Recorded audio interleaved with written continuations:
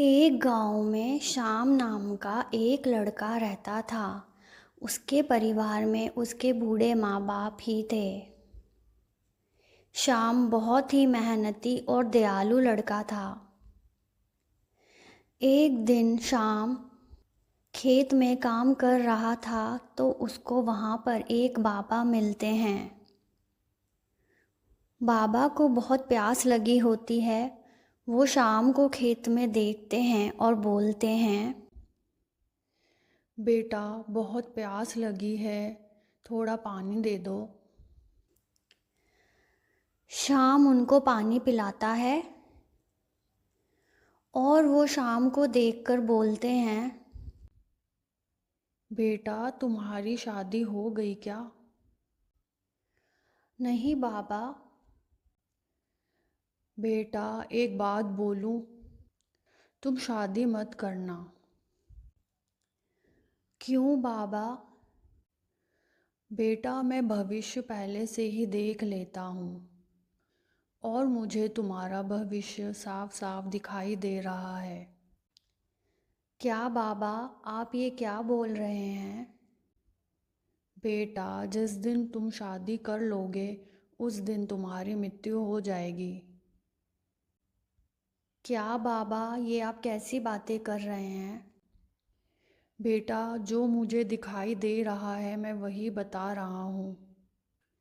बाकी सब तो भगवान की इच्छा पर ही निर्भर करता है।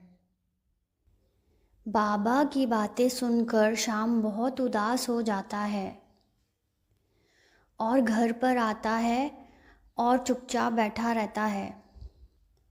उसके बूढ़े माँ बाप पूछते हैं, क्या हुआ श्याम बेटा, तुम उदास क्यों लग रहे हो?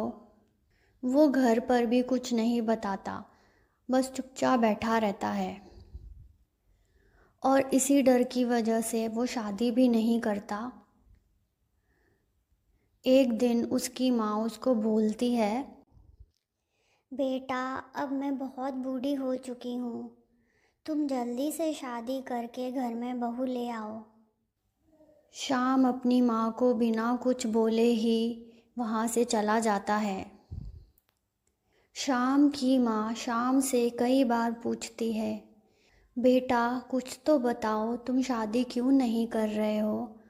पर श्याम घर पर कुछ भी नहीं बताता। एक दिन श्याम की माँ बेहोश हो जाती है। श्याम दौड़कर डॉक्टर को बुलाकर लाता है।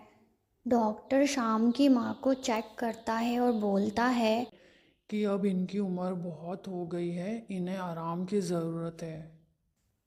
ये सुनकर श्याम को अपनी माँ की चिंता होने लगती है। अब वो उनकी देखभाल पहले से भी ज़्यादा करने लगता है।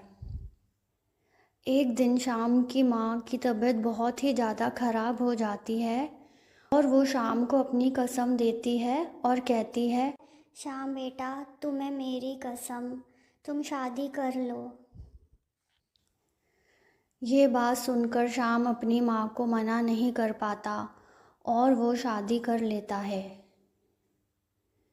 शादी के दिन ही एक बूढ़ा बाबा अपनी बेटी के लिए रोटी मांगने आता है। उसकी बेटी ने 3 दिन से कुछ नहीं खाया होता। उसकी तबीयत बहुत ज़्यादा ख़राब होती है। बाबा शाम को कहता है, बेटा, तुम्हारे घर में तो बहुत कुछ बना होगा, थोड़ा सा खाना मेरी बेटी को दे दो, उसकी तबीयत बहुत ज़्यादा ख़राब है। ये सुनकर शाम खाना लेकर जाता है और बाबा को देता है। बाबा शाम को कहता है, भगवान तुम्हारी आयु 100 वर्ष करे बेटा। इतना कहकर बाबा वहाँ से चला जाता है।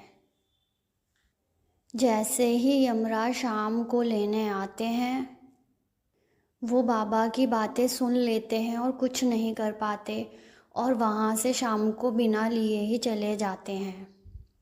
और इस तरह उस बूढ़े बाबा की मदद करने से शाम की ज़िंदगी बच जाती है और वो खुशी खुशी अपनी बीवी के साथ रहने लगता है।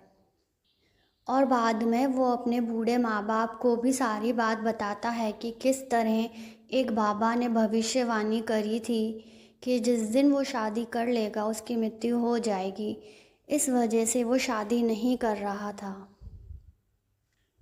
और अपने बूढ़े माँ बाप को उस बाबा के बारे में भी बताता है जो शादी वाले दिन खाना मांगने आता है और उसे दुआएं देकर जाता है। उसके बूढ़े माँ बाप ये सुनकर बहुत खुश होते हैं कि किस तरह उसने उस गरीब बाबा की मदद करी और उन्होंने बदले में उसे बहुत सारी दुआएं दी। इस कहानी से हमें ये सबक मिलता है कि किसी ज़रूरतमंद की मदद करने से भगवान भी खुश हो जाते हैं। इसी तरह की रोचक और मनोरंजक कहानियाँ देखने के लिए हमारे चैनल को सब्सक्राइब कीजिए और बेल आइकन का बटन भी दबा दीजिए ताकि आने वाली हर कहानी आप तक पहुंच सके।